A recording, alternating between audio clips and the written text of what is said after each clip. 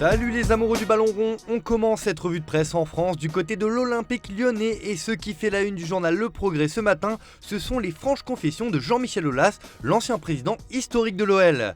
En direct de l'Australie où il suit le parcours des Bleus au Mondial, Aulas a accordé un long entretien durant lequel il a évoqué les tensions des dernières semaines. Il dit qu'il peut encore apporter beaucoup à l'OL, il est toujours à fond derrière son OL car il demeure le deuxième actionnaire. Il insiste également qu'il s'y serait pris autrement devant la DNCG et révèle qu'il avait conseillé de ne pas faire appel. Il se dit prêt à collaborer avec John Textor. La rumeur d'un lobbying anti-Textor frôle la calomnie, explique-t-il. Une rumeur s'est répandue à Lyon, laissant entendre que Jean-Michel Aulas ferait du lobbying anti-Textor. Le raccourci indique qu'il aurait eu un impact sur la décision de la DNCG, et cela ne passe pas chez Aulas. Les choses sont claires. Un mot sur le PSG, le probable départ de Marco Verratti en Arabie Saoudite, un transfert en question pour le journal Le Parisien. La Saudi Pro League tape tout azimut. Après avoir tenté de s'octroyer les services de Kylian Mbappé, Al Hilal a fait une proposition de contrat en or à son partenaire italien Marco Verratti. De quoi faire vaciller le milieu italien, se demande le journal francilien, alors que le milieu de terrain n'est pas insensible à l'offre saoudienne.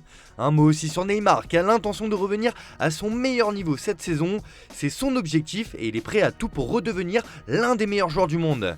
Il fera d'ailleurs son retour sur les terrains dans les prochains jours. Direction l'Angleterre les amis, où le feuilleton Harry Kane bat son plein, mais le Bayern Munich veut passer la seconde dans ce dossier, et selon The Daily Telegraph, le Bayern s'apprête à négocier pour Kane avec une offre de 86 millions de livres, soit 100 millions d'euros. La direction du club allemand se rend à Londres aujourd'hui pour négocier le transfert avec Daniel Levy, le président de Tottenham. L'attaquant anglais est ouvert à un départ au Bayern, mais pas au PSG, précise le très sérieux quotidien britannique. Pour The Guardian, le Bayern envoie son directeur général avec Kane en ligne de mire. En Allemagne, Bild ne dit pas autre chose et indique dans ses pages intérieures qu'il y a une réunion au sommet pour Kane aujourd'hui à Londres. Ce qui fait également du bruit outre-Manche, c'est le départ de Jordan Henderson en Arabie Saoudite. Comme on vous l'a expliqué hier dans le JT, le milieu de terrain a rejoint Steven Gerrard à Al Ittifaq.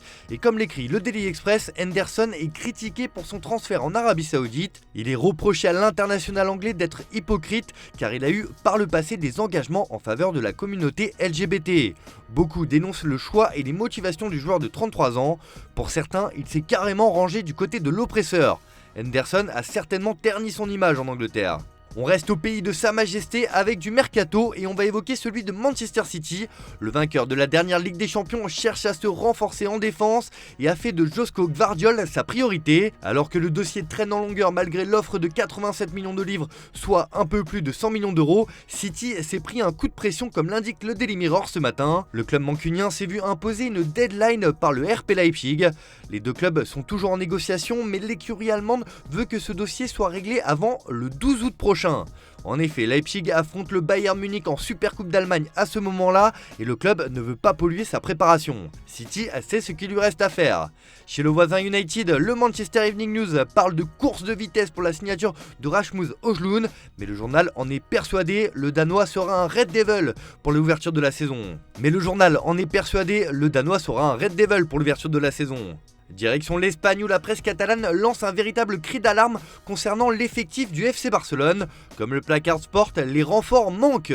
La première défaite de la saison du Barça est intervenue après les débuts de Gundogan et d'Oriol Romeu dans le 11 de départ. La défense est en mauvais état et Xavi veut faire venir d'autres joueurs pour renforcer l'équipe afin qu'elle soit compétitive en Europe.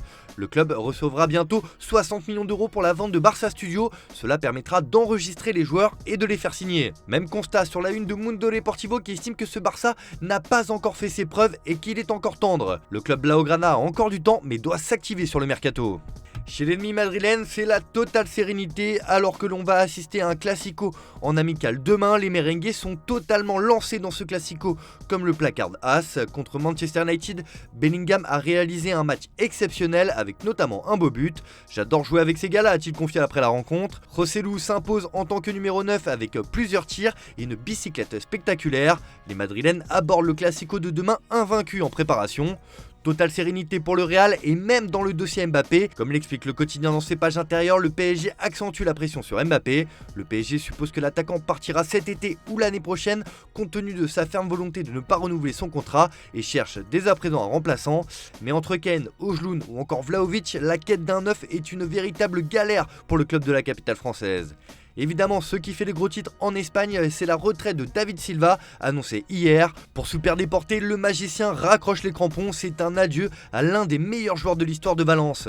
On termine ce tour de la presse en Italie avec le mercato de l'Inter. Après la saga Romelu Lukaku qui n'est plus en odeur de sainteté en Lombardie, les Nerazzurri se tournent vers d'autres pistes désormais. Et selon le Corriere dello Sport, c'est Folarin Balogun qui est dans le viseur. De retour à Arsenal après un prêt à Reims, l'attaquant anglais plaît pas mal en Europe. Alors que l'Inter a besoin de renforts offensifs, Balogun semble être la cible idéale pour Simone Inzaghi. Affaire à suivre. L'autre Milan, lui, s'est renforcé hier avec l'arrivée de Samuel Chukwueze en provenance de Villarreal contre 20 millions d'euros. Avec Raphaël Leao, ce sont les flèches du diable, personne ne dribble comme eux, écrit la Gazzetta dello Sport. Les fans de l'AC Milan attendent donc le début de la saison avec impatience pour voir ce duo à l'œuvre. Voilà, c'est tout pour ce matin, bonne journée à tous, merci de votre fidélité, on se retrouve en fin d'après-midi pour le JT Foot Mercato.